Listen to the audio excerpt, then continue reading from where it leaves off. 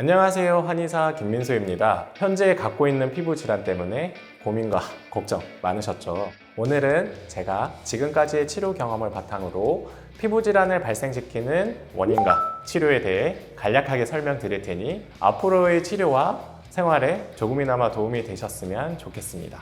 먼저 원인에 대해서 얘기해 볼 텐데요. 이론적으로는 바이러스, 세균, 진균, 면역 이상, 벌레나 진드기에 의한 교상 등의 세부병인들을 피부질환의 원인으로 보는데 너무 많죠.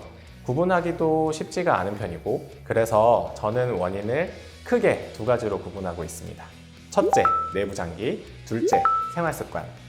먼저 내부장기 쪽을 살펴보면 한의사로서 환자분들이 오시면 기본적으로 확인하는 것들이 있어요. 소화기능의 상태, 대소변의 상태, 여성의 경우에는 생리통이 있겠죠. 이런 것들이 흔히 얘기하는 상열감, 피지분비 과다, 표피각화와 같은 문제들을 만든다고 보는 거죠. 또 우리가 피부 얘기할 때 빼놓을 수 없는 단어가 있는데 바로 염증입니다. 도대체 왜 염증이 발생할까를 따져보면 몸에 전체적으로 열이 많아서 열독이 올라 생기는 경우, 반대로 몸은 찬데 열이 얼굴 쪽으로만 몰리면서 생기는 경우, 후자의 상황이 한의학적으로 상열하한이라고 하는데 위는 뜨겁고 아래는 차다라는 말이죠. 이렇게 생긴 염증이 통증, 부종, 붉어짐, 열감의 양상으로 나타나고 피부질환으로까지 발전한다고 생각하시면 됩니다. 다음으로 생활습관이 원인이 되는 경우를 짚어볼게요.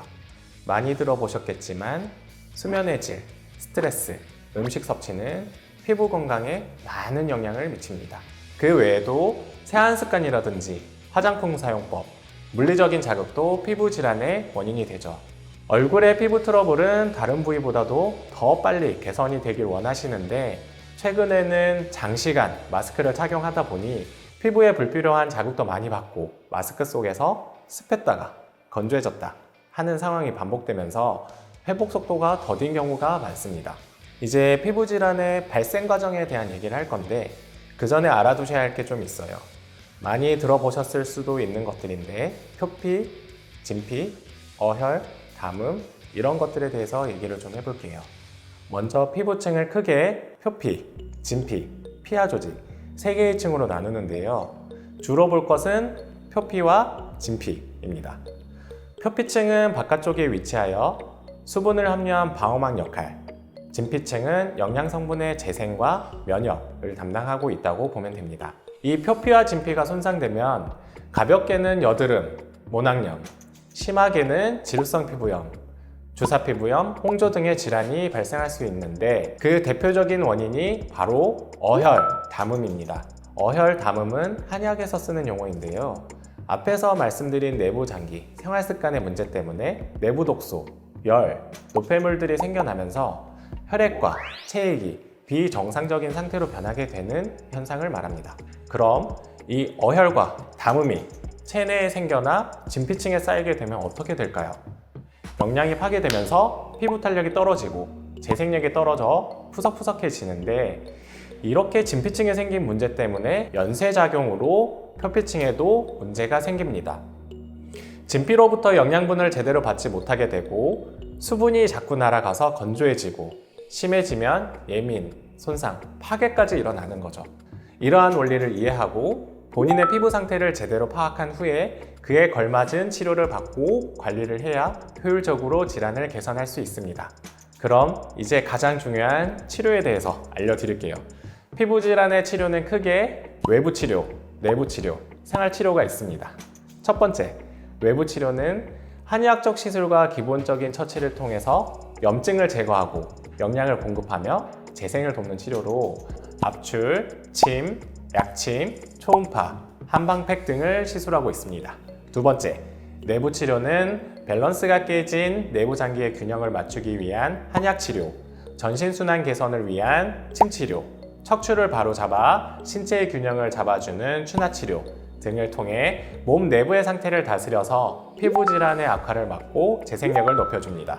마지막으로 생활치료는 본인도 모르게 피부에 자극을 주던 생활습관을 체크하고 생활습관 개선을 통해 장기적으로 피부 악화를 막고 회복을 돕는 방법입니다. 평소에는 피부에 아무런 영향을 끼치지 않던 자극들도 피부가 많이 약해진 상태에서는 질환을 일으키는 원인이 되기도 합니다. 또 피부가 어느 정도 회복력이 있는 경우에는 3가지 치료법 중 한 가지만 열심히 진행해도 피부가 쉽게 회복되지만 피부가 많이 지친 상태에서는 다양한 접근으로 회복을 도와줘야 할 필요성이 있습니다. 저는 방금 전에 설명드린 환자의 표피 및 진피의 상태, 내부 장기 및 생활 습관의 문제를 정밀하게 체크하고 각 치료법에 따른 예후를 예측하면서 치료하고 있습니다. 하지만 현재 피부의 상태, 외부 환경, 컨디션 등에 따라 예후가 다를 수 있고 또 어떤 치료를 선택하는지 아니면 내원을 얼마나 자주 하는지에 따라서도 치료 경과가 많이 달라질 수 있습니다. 이렇게 환자분들마다 치료에 따른 개선 속도나 경과가 다를 수 있지만 꾸준하게 관리하신다면 충분히 변화하실 수 있습니다. 환자분들과 함께 머리를 맞대고 고민하여 지금 가지고 있거나 느끼고 계신 불편함을 최대한 없애드리고자 노력하고 있습니다. 지금까지 피부질환의 원인과 치료에 대해 이론적인 부분을 설명드렸는데요. 앞으로는 실제로 환자분들께서 받는 치료를 좀 더 자세하게 안내해 드리고자 합니다. 그 외에도 궁금하신 점들이 있다면 언제든지 문의해 주시면 감사하겠습니다. 수고하셨습니다.